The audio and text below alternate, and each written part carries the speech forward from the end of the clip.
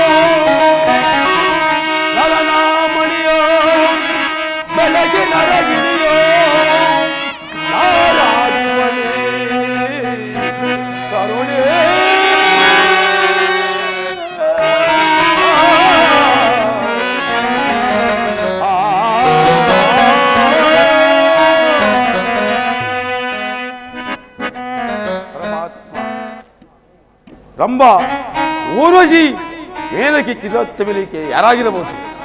ಅಂತಹ ದೇವತಾ ಶ್ರೀಮಣಿಯರು ಇಲ್ಲಿ ಏತಕ್ಕೋಸ್ಕರ ಬರುತ್ತಾರೆ?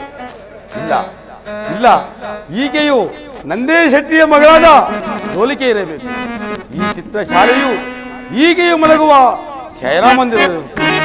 ಈಕೆಯು ಬಂದು ಮಲಗುವ ಸ್ಥಳವಿಲ್ಲದೆ ನನ್ನ ಪಕ್ಕದಲ್ಲೇ ಸೇರಿ ಮುಟ್ಟಬಾರದು. ಮುಟ್ಟಿದರೆ ನಂಬಿಕೆ ದ್ರೋಹ. ಅನ್ನ ಬಿಟ್ಟವನಿಗೆ ಕನ್ನ ಬಿಟ್ಟದಾಗುವುದು ಪರಮಾತ್ಮ. ಹೇಗಾದರೂ ಆಗಲಿ ನಿಶ್ಚಿತವಾಗಿ ಮಳೆಕೊಳ್ಳೋದು ಪರಮಾತ್ಮ ಅನ್ನೋ ಕೃಪದಂತಾಗಲಿ. ಪರಮಾತ್ಮ ದೇವರಾಶ್ಚರ್ಯ. ಗೋಡೆಯ ಮೇಲೆ ವಿಲೋಕದಲ್ಲಿ ಬರುವ ಹಂಸಪಕ್ಷಿಯು ಸತ್ತವರೆದ್ದು ಮುಂದಾಗಿ ಬಂದು ಮೂಡಿದ ಮೇಲೆ ಕುಳಿತುಕೊಂಡು ಆ ಹೋಲಿಕೆಯ ಮುತ್ತಿನ ಪರಮಾತ್ಮ ಚಿರದೇವ ಎಚ್ಚರಗೊಳಿಸಿ ತೋರಿಸೋಣ ಎಂದರೆ ಈಗೆಯೂ ನಿದ್ರಾಭಂಗಂ ತಭೇದಂ ದಾಂಪತ್ಯಂ ಪ್ರೀತಿ ಛೇದಂ ಎಂಬಂತೆ ನಿದ್ದೆಯಲ್ಲಿ ಮಲಗುವವರಿಗೆ, ದಂಪತಿಗಳನ್ನು ಅಗಲಿಸುವವರಿಗೆ ವೀರ ಸ್ವರ್ಗವಿಲ್ಲವೆಂದು ಶ್ರುತಿ ವೇದಗಳು ಸಾರುತ್ತಿವೆ. ಅಂತಹದಲ್ಲಿ ಈಗೇನು ಎಬ್ಬಿಸಬಾರದು ಪರಮಾತ್ಮ. ಹೇಗಾದರೂ ಆಗಲಿ ನಿಶ್ಚಿಂತನಾಗಿ ಮಲಗಿಕೊಳ್ಳುವ ಪರಮಾತ್ಮ ನಿನ್ನ ಕೃಪೆ ಇದ್ದಂತಾಗಲಿ.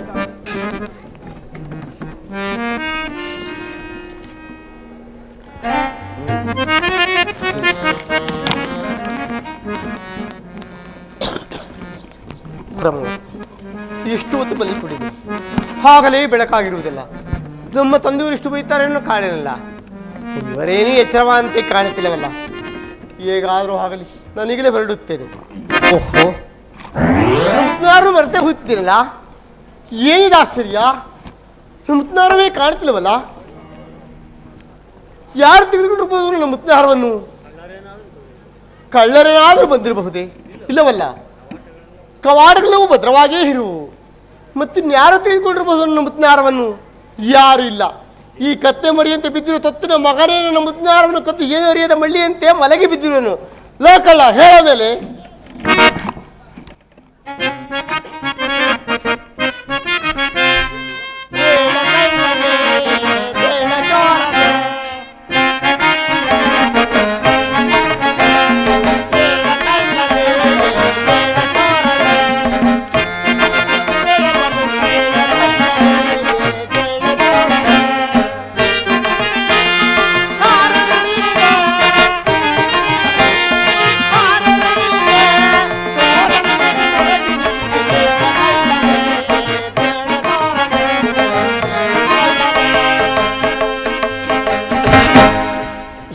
ಕಳ್ಳ ಸುಂದರಿ ನನ್ನ ಮುತ್ತಿನ ಹಾರನ್ನು ತೆಗೆದುಕೊಂಡು ಏನು ಹರಿಯದ ಮಳ್ಳಿಯಂತೆ ಮಲಗಿ ಬಿದ್ರು ಪಾಪಿ. ಮರ್ಯಾದೆಯಿಂದ ನನ್ನ ಮುತ್ತಿನ ಹಾರವನ್ನು ಕೊಟ್ಟರೆ ಸರಿ ಹೋಯ್ತು, ಸುಮ್ಮನೆ ಬಿಡುವುದಿಲ್ಲ.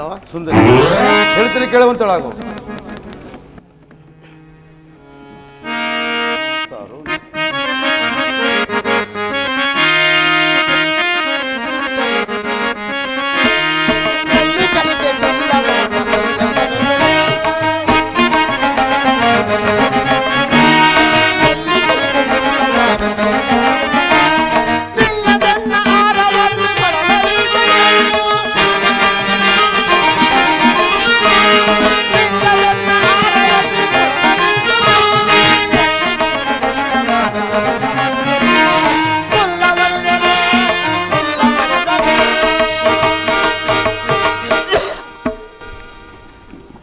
ಕೆಲವು ಸುಂದರಿ ಎಲ್ಲಿ ನನ್ನ ಮುದ್ದಿನಾದನು ಕೊಡು ಎಂಬುದಾಗಿ ಕೇಳಿದ್ರೆ ನಾನು ಕಾಣೆ ಎಂಬುದಾಗಿ ಹೇಳುತ್ತೇವೆ. ಪಾಪಿ ಮರ್ಯಾದೆಯಿಂದ ನನ್ನ ಮುತ್ತಿನ ಹಾರವನ್ನು ಕೊಟ್ಟರೆ ಸರಿ ಅಥವಾ ಸುಮ್ಮನೆ ಬಿಡುವುದಿಲ್ಲ. ಸುಂದರಿ ಹೇಳ್ತೀನಿ ಕೇಳುವಂತಳ.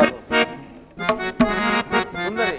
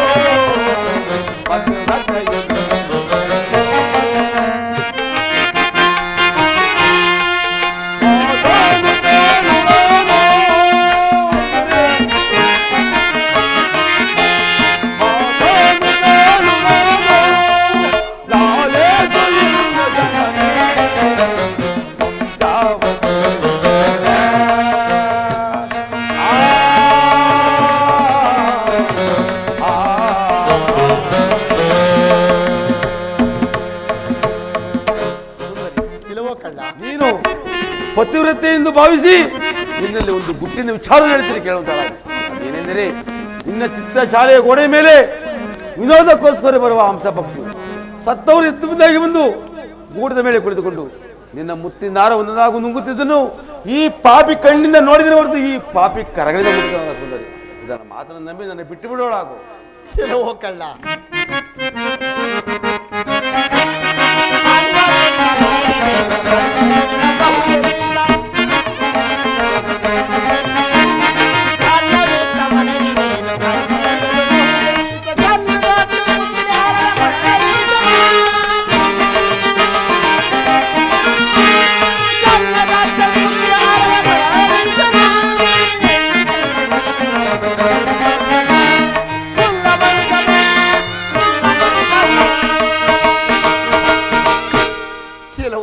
ಕೆಲವು ಸುಂದರಿ ಎಲ್ಲಿಗೋ ಹೋಗುತ್ತವು ನಮ್ಮ ತಂದೆಯವರು ನಮ್ಮ ಮನೆಗೆ ಕರೆದುಕೊಂಡು ಬಂದು ಮೃಷ್ಟಾನ್ನವನ್ನು ಊಟಕ್ಕಿಟ್ಟು ಮಲಗಲು ಈ ನನ್ನ ಚಿತ್ರಶಾಲೆಗೆ ಕಳಿಸಿದ್ದಕ್ಕೆ ನನ್ನ ಮುತ್ತಿನ ಹಾರವನ್ನು ಕದಿಯಬಹುದೇನೋ ಪಾಪಿ.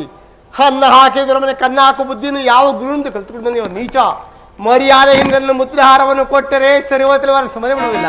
ಕೆಲವು ಸುಂದರಿ ನಿಮ್ಮ ತಂದೆಯವರು ಉಪಕಾರ ಮಾಡಿದುದನ್ನು ಈ ನನ್ನ ಜನ್ಮ ಹೋಗ ಪರ್ಯಂತರೂ ಮಾತ್ರ ಮರೆಯುವುದಿಲ್ಲ. ಆದರೆ ನಿನ್ನ ಮುತ್ತಿನ ಹಾರ ಕದ್ದ ಕಾಲ ನಾನಲ್ಲ, ನಾನು ಕದ್ದು ಎನ್ನುವುದು ಆ ಪರಮಾತ್ಮನಿಗೆ ಒಬ್ಬನಿಗೆ ಹೊರತು ಮತ್ತಾರ ಗೊತ್ತಿಲ್ಲ. ಮಾತ್ರ ನಂಬುವಳಾಗು. ಎಲ್ಲವೋ ಕಳ್ಳ ಸುಂದರಿ ತಂಪಾ ಸ್ಥಳದಲ್ಲಿ ಹುಟ್ಟುವ ಸಪ್ಪಿಗೆ ಬರುವು ಉರಿಯುವ ಬೆಂಕಿಯಲ್ಲಿ ಹುಟ್ಟುವುದೇನೋ?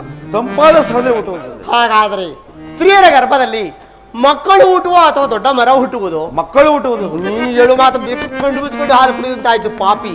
ಮರ್ಯಾದೆಯಿಂದ ಮುತ್ತಿನ ಹಾರವನ್ನು ಕೊಟ್ಟರೆ ಸರಿ ಹೋದ್ರೆ ಸುಮ್ಮನೆ ಬಿಡುವುದಿಲ್ಲ.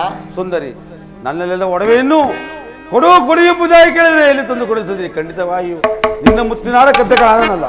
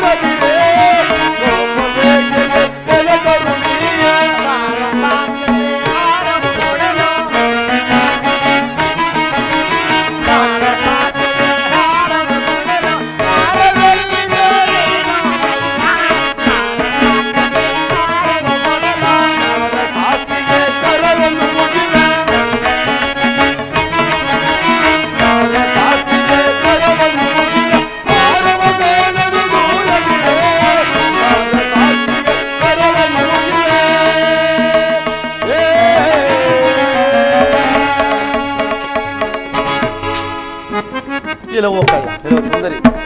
ನನ್ನ ಮುತ್ತಿನ ಹಾರವನ್ನು ಕೊಡು ಎಂಬುದಾಗಿ ಕೇಳಿದರೆ ಕಾಡೆ ಎಂಬುದಾಗಿ ಹೇಳ್ತಿರಲ್ಲ ಪಾಪಿ. ಹಾಗಾದ್ರೆ ಬಾ, ನಮ್ಮ ತಂದೆಯವರ ಬಳಿಗೆ ನಿನ್ನನ್ನು ಕರೆದುಕೊಂಡು ಹೋಗಿ ನಿನಗೆ ತಕ್ಕ ಶಿಕ್ಷೆಯನ್ನು ಕೊಡಿಸುತ್ತೇನೆ. ಸುಂದರಿ, ನನ್ನ ಅದೃಷ್ಟವಿದ್ದಂತಾಗಲಿ.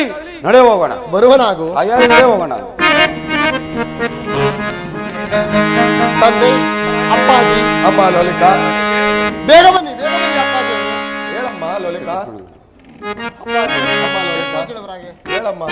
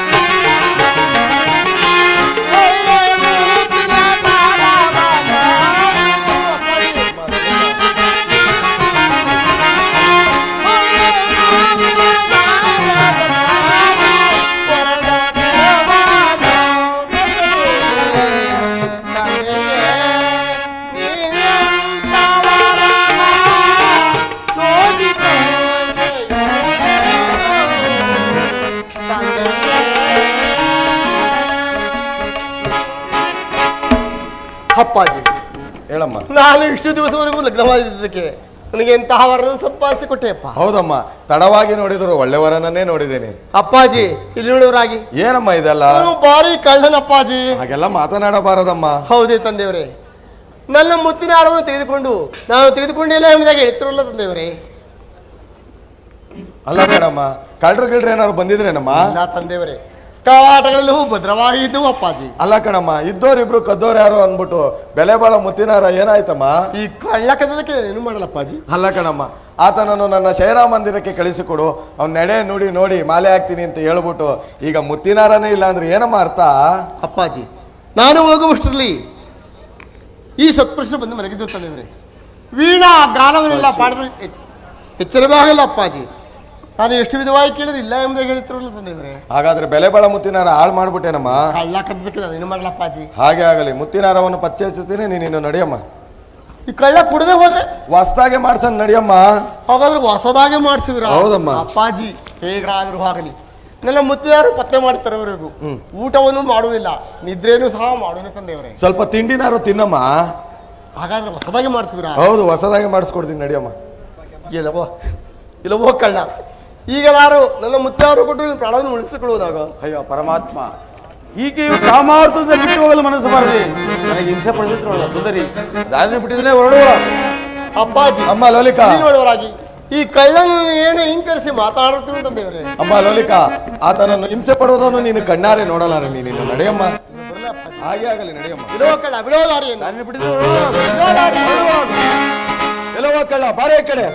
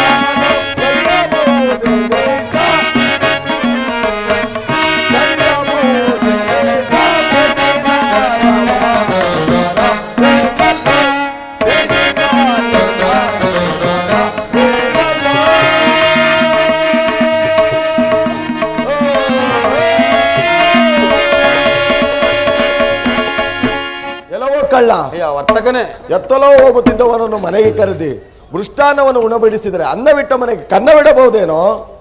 ಅಯ್ಯ ವರ್ತಕನೇ, ನೀನು ಉಪಕಾರ ಮಾಡಿದನು ಈ ನನ್ನ ಜನ್ಮ ಹೋಗುವ ಪರ್ಯಂತ ಮಾತ್ರ ಮರೆಯುವುದಿಲ್ಲ.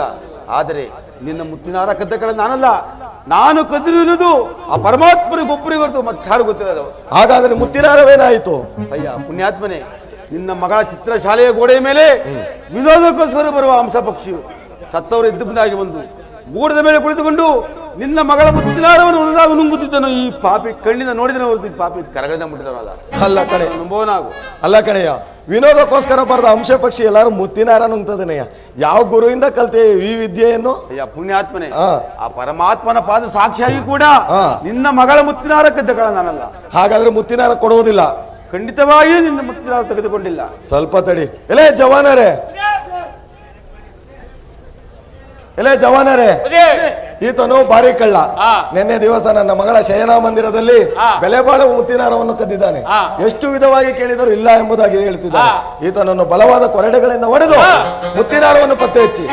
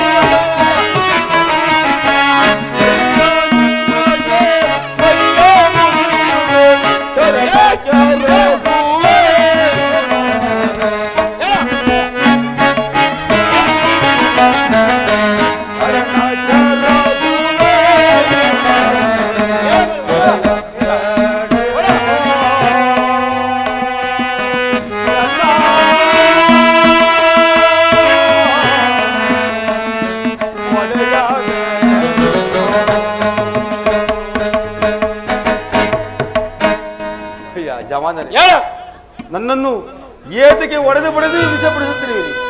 ಖಂಡಿತವಾಗಿಯೂ ಆ ಲೋಲಿಕೆ ಮುತ್ತಿನಾರ ಕದ್ದ ಕಳ ನಾನು ಕದ್ದಿರುವುದು ಆ ಪರಮಾತ್ಮರಿಗೆ ಒಬ್ಬರಿಗೆ ಹೊರತು ಮತ್ತಾರು ಗೊತ್ತಿಲ್ಲ. ಮಾತ್ರ ನಂಬಿದಲ್ಲಿ ಬಿಟ್ಟು ಬಿಡೋರಾಗಿ ಏನೋ ಹೊಡೆದು ನಾ ಬೆಳ್ಳದ ಹೊಡೆದೋದ್ವಲ್ಲ, ರಕ್ತ ಸುರಿತಾವೆ. ಕದ್ದಿನಿ ಅಂತ ಹೇಳೋದು, ಕದ್ದಿಲ್ಲ ಅಂತ ಹೇಳ್ತಲ್ಲ. ಏನ್ ಮಾಡೋದು ಇದಕ್ಕೀಗ? ಏನ್ ಮಾಡುವಾಗಲ್ಲ, ನಮಗೆ ಕೊಡೋಲ್ಲ. ದನಿ ಕರೆದ್ಬಿಟ್ಟು ಒಪ್ಸ್ಬಿಡೋಣಪ್ಪ. ಬುದ್ಧಿ ಬನ್ನಿ, ಬುದ್ಧಿ. ಮುತ್ತಿನಾರವನ್ನು ಪತ್ತೆ ಹಚ್ಚಿದ್ರ? ಬುದ್ಧಿ, ಮುತ್ತಿನಾರಲ್ಲಿ ನಮ್ ಕೈ ನೋಡಿ ಬುದ್ಧಿ. ಏನಾಗಿದೆಯೋ? ರಕ್ತ ಸುರಿದಾದ್ ಬುದ್ಧಿ. ಎಷ್ಟು ಹೊಡೆದ್ರು ಬಂಡೆ ಹೊಡೆದಂಗಾಯ್ತು. ಬಂಡೆ ಇದಾರೆ, ಬಂಡೆ. ಹಲವರು ನಿಮ್ ಕೈಯಲ್ಲಿ ರಕ್ತ ಬತ್ತದೆ, ಅವನ ಕೈಯಲ್ಲಿ, ಅವನ ಕಣ್ಣಲ್ಲಿ ಒಂದ್ ತೊಟ್ಟು ನೀರ್ ಬತ್ತಾ ಇಲ್ವಲ್ವ? ಆಗಲ್ಲ ಆಗಲ್ಲ. ಇಲ್ಲೇ ಜವಾನರೇ, ಈತನು ಭಾರಿ ಕಳ್ಳ, ನಮಗೆಲ್ಲ ಕೊಡುವುದಿಲ್ಲ. ಆದ್ದರಿಂದ ಈತನನ್ನು ಚಂದ್ರಸೇನ ಮಹಾರಾಜರಲ್ಲಿ ದೂರನ್ನು ನೀಡೋಣ. ಈತನನ್ನು ಬಲವಾದ ಹಗ್ಗದಿಂದ ಕಟ್ಟಿ ನಮ್ಮ ರಾಜ ಬೀದಿಲಿ ಎಳೆದುಕೊಂಡು ಬರೋ.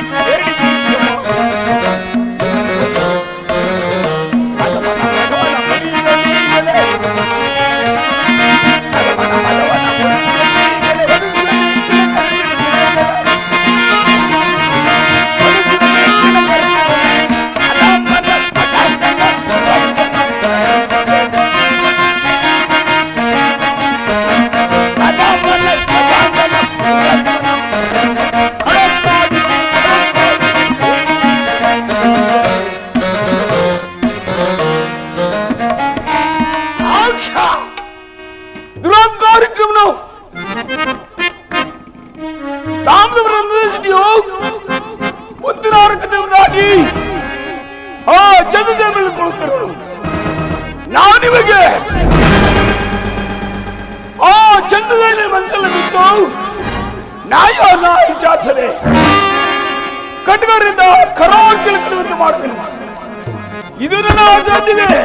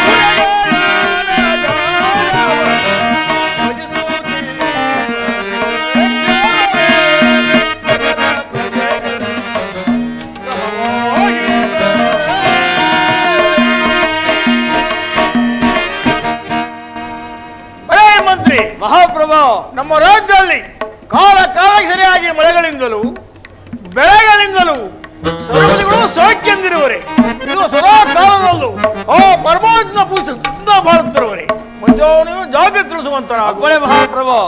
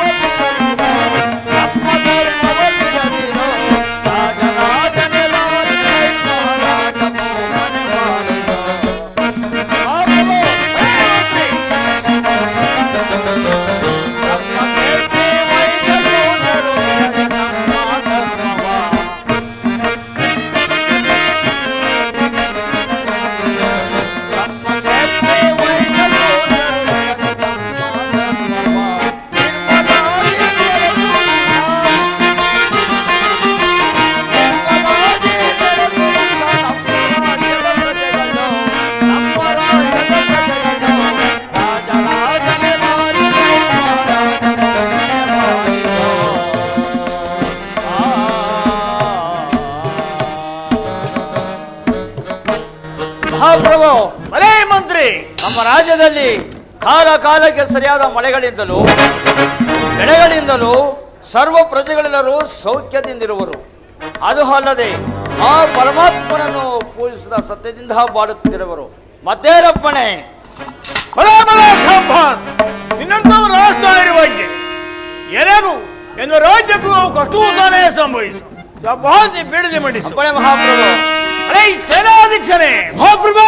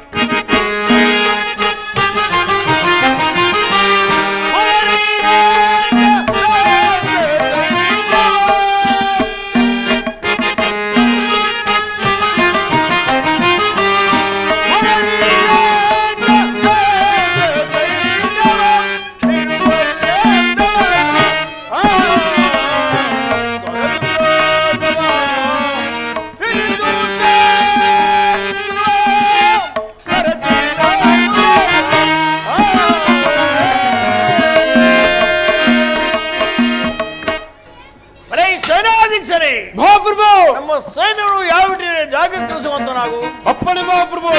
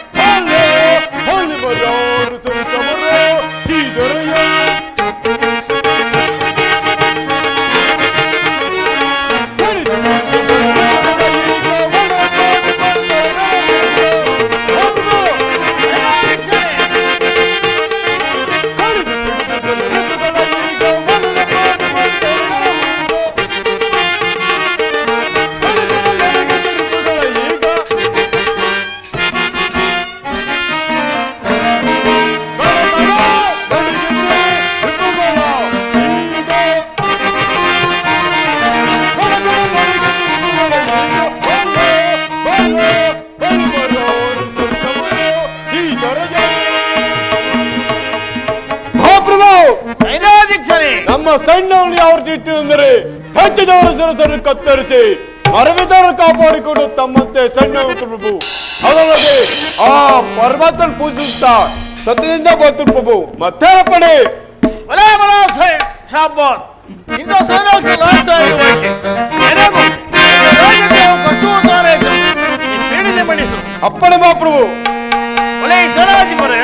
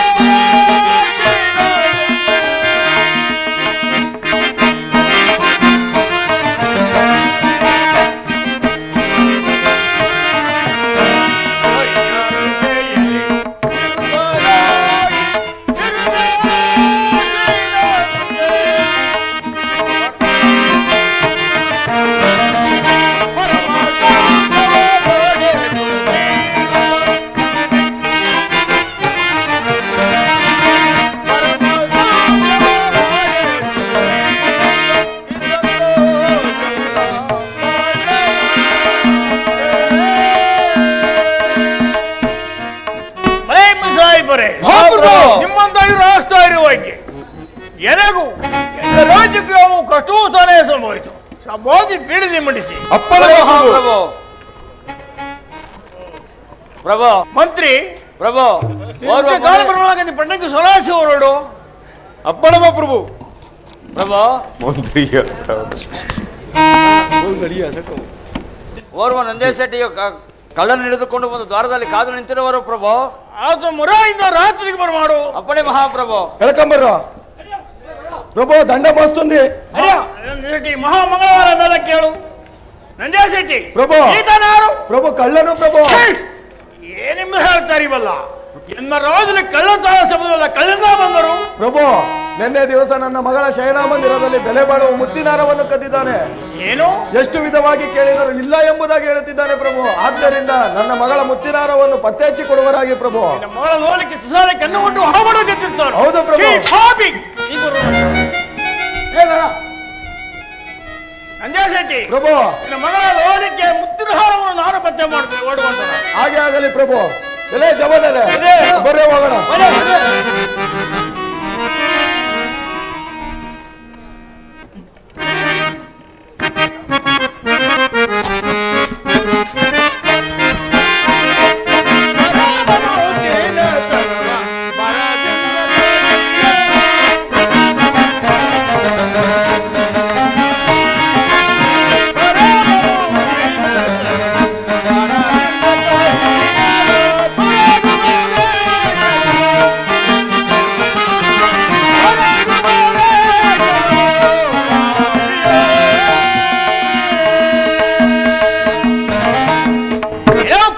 ಪ್ರಭು, ಆ ಲೋಳಿಕೆ ಮುತ್ತಾಗುಡು ಹೇಗೆ ಬಂತ ಪಾಪಿ ಜಾಗೃತಿ ಮುತ್ತವನ್ನು ಹಾಚಿಗೆ ಹೊರಡು. ಪ್ರಭು ಹೇಳ್ತೀನಿ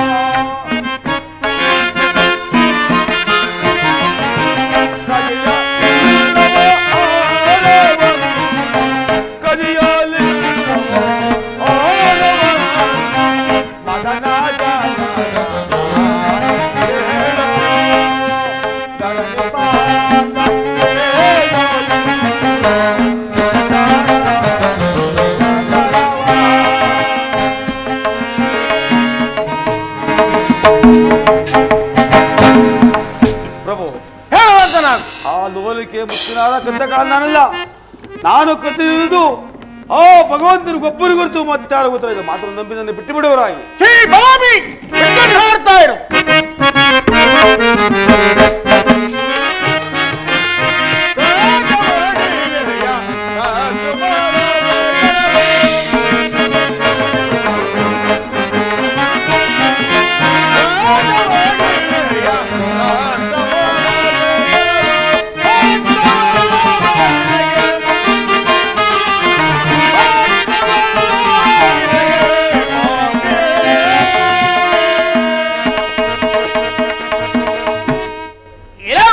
ಪ್ರಭು, ಜಾಗೃತಿಯಿಂದ ಕದ್ದ ಒಡೆಯನ್ನು ಸತ್ತು ಮಾಡುವುದು ಪಾಪಿ. ಇಲ್ಲ ಪಕ್ಷದಲ್ಲಿ ತಗ್ಗಿಸಿ ಬಿಡ್ತೀನಿ. ಏನು ಜಾಗೃತಿ ಮಗಳುವಂತ ಹೇಳ್ತೀನಿ ಕೇಳ.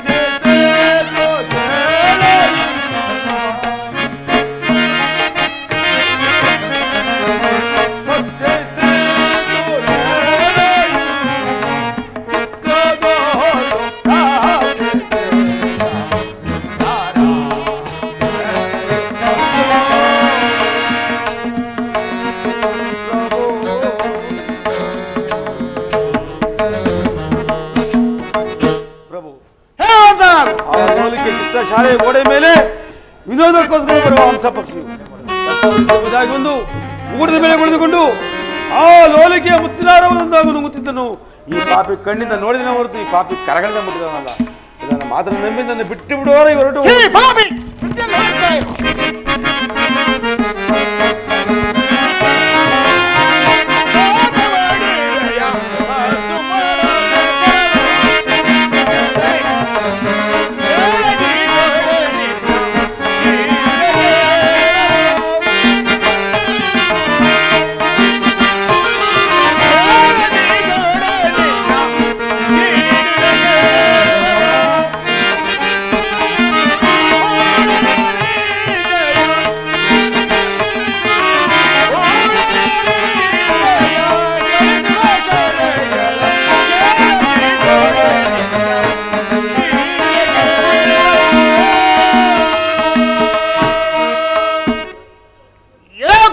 ಪ್ರಭು. ಜಾಗೃತಿಯಿಂದ ಆ ಲೋಲಿಕೆ ದುಡುಗು ಹಾಕಿವರು ಸೊರಾಯಿತು ಪಾಪಿ. ನಮಗ್ಸಲಿ ಇವನ ಕೈ ಕೆಲ ಕಡಿಸಿ ಕಾಲ್ಪಾಲು ಮಾಡ್ತೀನಿ ಪಾಪಿ. ಏನ್ ಜಾಗೃತಿ ಮಗಳುವಂತರ ಪ್ರಭು, ನೀವು ನ್ಯಾಯ ಅನ್ಯಾಯ ಅನುಸರಿಸತಕ್ಕಂತ ಧರ್ಮ ಪ್ರಭುಗಳು. ನಡೆದ ಸಂಗತಿಯೆಲ್ಲ ಹೇಳಿದ್ದೇನೆ. ಪ್ರಭು ಚಿತ್ತ ಏನಾದರೂ ಮಾಡಿಕೊಳ್ಳುವರಾಯ್ತು.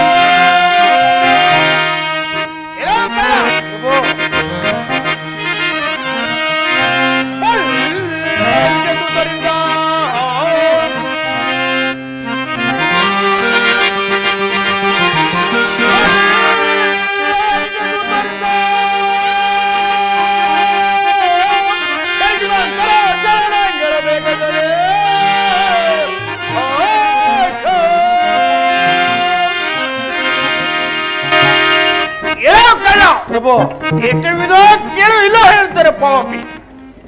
ಇವನು ಕೈಕಾಲ ಕಡಿಸಿ ಕಾಡುಪಾಲು ಮಾಡಿ ಊರಾಚೆ ಮುರುಗಿಸಾಡ್ತೀನಿ ಪಾಪಿ.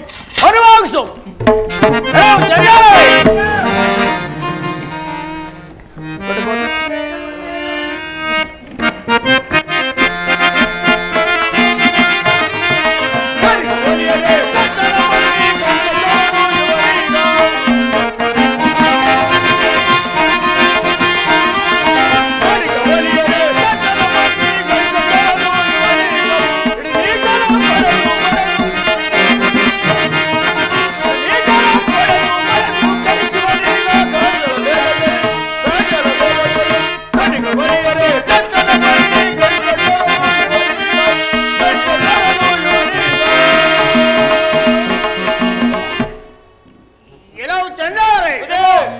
ಈತನು ಭಾರಿ ಕಳ್ಳನು. ನಿನ್ನೆ ರಾತ್ರಿ ಆ ಲೋಲ್ಕಿ ಚಿತ್ರಸಾಲೆ ಕನ್ನವನ್ನು ಇಟ್ಟು ಮುದ್ದಾರು ಗೊತ್ತಿರ್ತಾನೆ. ಕೇಳಿದ್ರು ಇಲ್ಲ ಎಂಬುದಾಗಿ ಬಗಳ್ತಾರೆ ಪಾಪಿ. ಈತನ ಹಿಡಿದುಕೊಂಡು ನಮ್ಮ ನೂಲಿನ ಅಗ್ಗಿಂದ ತೋಳಿಬಿಟ್ಟು ರಾಜಬೇಡ ಎಳ್ಕೊಂಡು ಹೋಗಿ ಎಳ್ಕಡೆ ಮರುಭೂಮಿ ಹೇಳಿ ಇವನ ಕೈ ಕಾಲ ಕಡೆ ಜಾಗ ಕುರ್ತು ಅಂತ ತೋರಿಸೋರ ಎಲ್ಲೋ ಚಂದಾಳ